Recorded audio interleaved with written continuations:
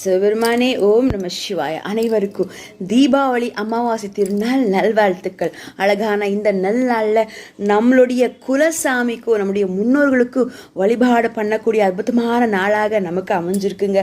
ஏன் முன்னோர்கள் இல்லாமல் நம்ம வாழ்க்கையில் இதான இருக்கா? அவங்க நம்ம இந்த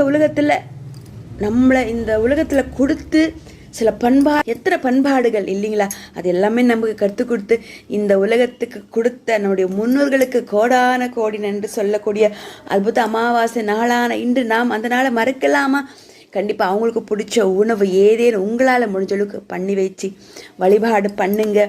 கண்டிப்பாக முன்னோர்களுடைய பரிபூர்ண ஆசீர்வாதம் நமக்கும் கிடைக்கும்.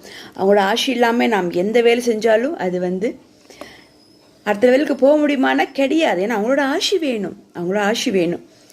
அவங்களுக்கு பிடிச்ச உணவானது இது செஞ்சு வச்சு மனதார பிரார்த்தனை பண்ணுங்க. இறைவனுடைய பரிபூர்ண ஆசீர்வாதம் நமக்கும் கிடைக்கும். அழகான அமாவாசை நல்லால அதில் செவ்வாய்க்கிழமை நமக்கு வந்திருக்குங்க.